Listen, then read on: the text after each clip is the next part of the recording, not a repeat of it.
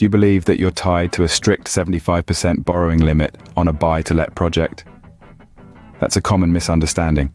In truth, there's a surprising amount of flexibility. Picture for a moment that you're buying a pair of trainers. You don't have to stick to a size 8 just because that's the average size. You can go up or down depending on what suits you best. The same principle applies to buy-to-let projects. Usually lenders offer a 75% loan-to-value facility. But were you aware you can borrow up to 85% of the purchase price with some lenders? Here's how it works. Suppose you're buying a property for £100,000. You could borrow £75,000 towards the purchase price, and you'd need to stump up the other £25,000. The lender could also provide an additional £10,000 for refurbishment works, assuming you have a schedule of works to show where the money will go. This way, you can achieve a loan-to-value of 85% of the purchase price. Bear in mind, this is for a bridging loan, a short-term loan.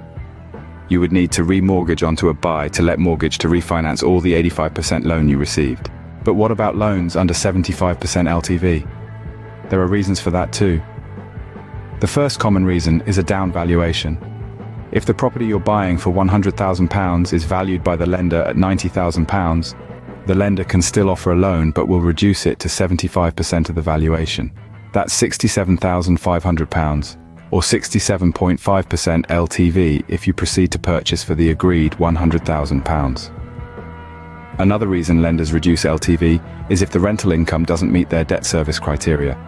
For instance, if you buy the property for £100,000 and plan to let it out immediately for £400 per month, some lenders use a rent multiplier to calculate the maximum loan. If the rent multiplier was 100, then you could only borrow £40,000, which is 40% LTV.